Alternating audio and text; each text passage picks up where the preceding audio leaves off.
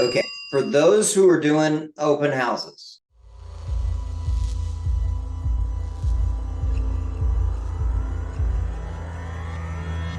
So when I did my recent open house for my listing, we did get steady traffic coming through. And it was me and another agent. However, it seemed that the house wasn't much to it. Upstairs, downstairs, basement, whatever. But I found a little difficulty with like managing the different families, as they seem to have all kind of came out at the same time. So even like there was one point in time, there were three families in the home at once. I was talking to one, but my partner was talking to another one, and then we still had this last family kind of lingering around. And we were in good conversation with them. So do you have any like tips on how we could manage that a little bit better? yeah, if you've got a bunch of people coming through there, oh gosh darn, what a problem to have, right? I mean, reality. Can you get into a deep discussion with all of them? No, not really. But what you can do is any of the ones that are no, you can start that conversation with, and you'll have people that are listening and saying, oh, and they'll come over at the same time. The other piece is the other ones, not all of them have to spend time with you right there. Let them walk around the house, because you'll finish the conversation with this one, then you can catch up with the other one. Your partner can catch up with the other one. You got to be a master at running the circus and directing the circus, because you are the ringleader of what's going on, and it's a skill to go do it and have stuff that you can give them of value. Yeah. And if you capture that information, then you can follow up with them also. Jay? Well, that's what I was going to say. If you've got like a binder there that has all of the other listings that are around, and you have a family that's kind of floating around, it's like, hey, look, if why don't you take a look at this, and you can see the other listings that are there. Yep. And then you get back to your other conversation, and then circle back once you're done, and once the other family is done looking at the binder. So Yes. yeah, I mean, if you've got stuff you can give them to occupy their time, that'll help. Yep. You got it. Have a couple of those. Now, don't give them away though. That's why you keep them in a 3-ring binder, right? Make it look like it's valuable. No, I'm sorry, I can't give you that, right? Give me your information, and I'll send all the information, and I'll send you all the listings later. You got it. Exactly. Right? Exchange of value with them. This is the survival bucket. That's what you put on your front door. Right? Come in once you actually come back from putting up the signs. And then this is they're laminated 11x17s.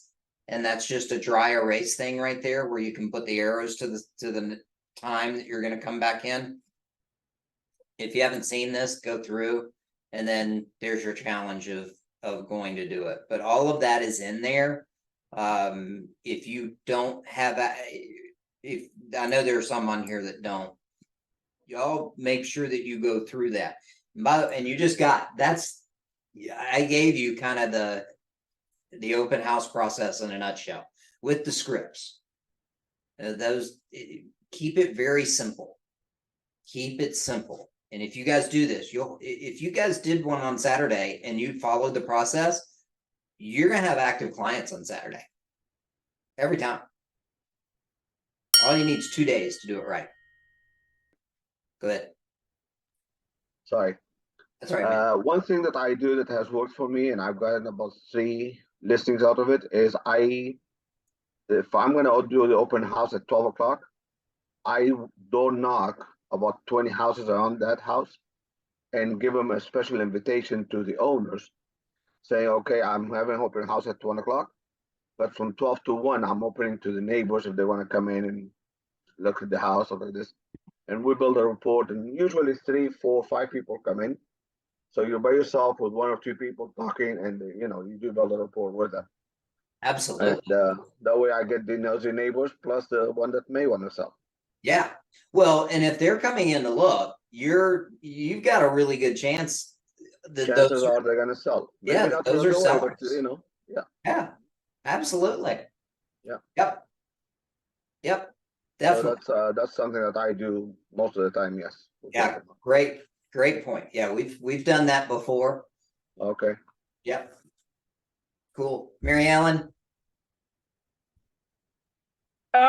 Rob, where can we find the lead conversion script that we're supposed to be practicing?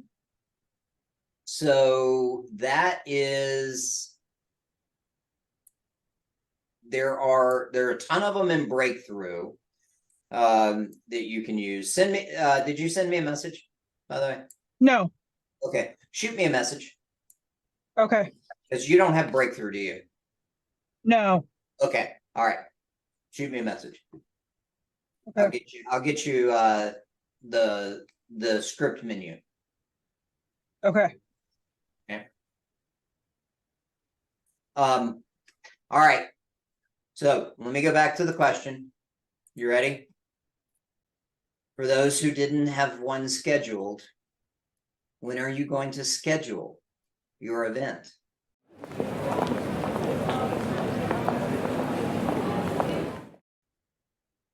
Schedule what? I'm sorry. The whichever one you're going to do first. Do you have it on your? So in my so I'm new to EXP, and in my area there's not a presence. Like I could drive an hour north and there's a big EXP. So should I just be asking, people from any brokerage? Yeah. Yeah. Okay. And for sale by owners as well. Yep. And expireds that just expired. I think we talked about that, didn't we, Jay? Or was that Mark? Who was it that we talked about that? I'm doing a for sale by owner open house. There you go. For sale by owner open houses. Think about this as an expired, Mr. and Mrs. Expired. Hey, I know you're getting all kinds of inundated calls from all of these agents who list your home. I'm not actually calling to do that, but what I would do, and I don't know if this is right for you, but I'd love to find out if you're open-minded enough to say that I can come in and do an open house for you this weekend just as a test and see if we do what we're going to do. And if you like it, great. And if not, that's fine too. But I'm not going to ask you to sign a long-term contract to do that.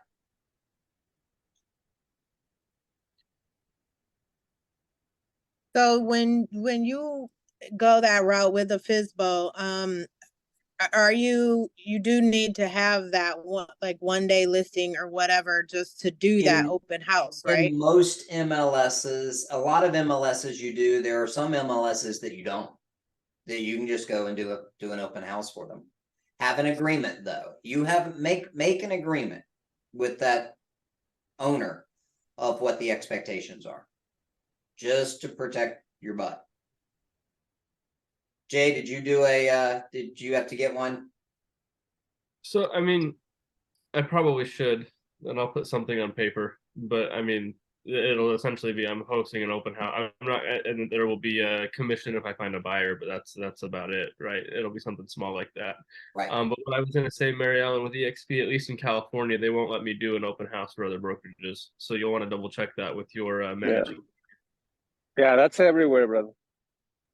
Oh no, They don't it's allow. not. That's not everywhere. Yeah. Well, It's, not feasible and expire for sure. You can do that all day long. yeah, but no, it's there are a lot of states where you're fine. Usually what I find is it's a company thing, that a company doesn't want to do it, right? But there are a lot of opportunities to do an open house for another broker. You just get an agreement with them. But again, Philippe, you're right. There are a lot that you can't do that in various areas, right? It just check with your broker in your area to see if you can do that. There are some that will let you. Yeah, I thought you could too, but then like based off of my experience at other companies, but then when I asked the broker here at EXP in Indiana, he said no, we can't, because it's like we're representing two companies or something, like something. And he basically told me no, we couldn't do it. Yeah, The they're, reason I got it is because my E&O wouldn't cover me. yeah, Like the insurance wouldn't cover me was our issue. So yeah, I'm sure it's tightened up a little bit. Which doesn't make it any easier, especially if, lack of inventory, right? But be creative. Expireds for sale by owners. How many expireds do you guys have in your areas? Any? I usually get 5 to Yeah. 10 a day, but I'm covering from 50 miles north to 50 miles south of me as well. So, Cherry pick, call those, oh yeah, absolutely. right? I mean, how many of you have for sale by owners? I do. Not There- many. So Yeah, not many. Yeah, I think Elizabeth was talking about how she chooses her for sale by owners and she chooses only a certain dollar amount. If like I don't sell in a high dollar amount, but I want to get there, how would you recommend I do it? But I also like working with investors too, simply because they're repeat clients. But how could I get into a higher dollar? just ask. It's all a mindset. You're providing the value piece, right? Yeah, there's no difference. You provide the value and it doesn't matter what the price point is. I agree. And then, so in my market, there are houses frequently going for upwards of 5 million, like because I've got Pebble Beach right next door, right? So, my plan eventually is to have a decent amount of money that I can spend on advertising and everything, and then go and ask an expired, hey, I'll sell your house that didn't sell and I'll do it for free. And that'll kind of get me in, and then I'll just advertise like crazy that I've got this house and everything, and then that'll kind of help me break into that market. Especially if I advertise enough and I do it well enough and I get it sold, it'll kind of show, hey, look, this guy can sell luxury listings that haven't been sold before. So anyway, that's Make my sure plan. you don't sell yourself short there, buddy. Yeah, but Value. yeah, no, absolutely, and there'll be a lot of value there. But it would be if I'm like really struggling for whatever reason, if I can't break into that, that's Yeah. the plan. You can. Guarantee you can.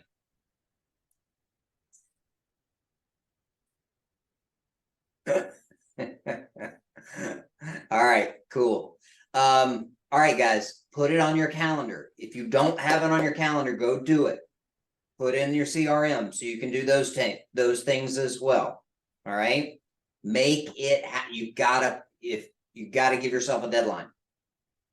All of you could have clients this weekend if you went and hosted an open house and did it right.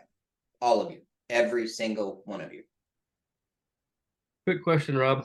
Yeah, but We kind of sidelined this with open house strategies and stuff. What were the 5 critical activities you were going to go over like in this video? okay. All right. So first one, 30 minutes a day of practice. Second one, 30 minutes of knowledge increase. We kind of talked about it the other day, right? Third one, exercise. Put something on your plate to get your butt out and do something, right? Fourth one, schedule your DPA time, right? Whatever your lead generation time, your DPA time, make sure it's on your calendar. Fifth one, at the end of the day, go review what you did right. Review your results of what you did, the numbers, what you did, what you can work on, and then put that on your calendar to focus on tomorrow. Got it? Those are your 5 things. Thanks. You got it. You got it. Okay.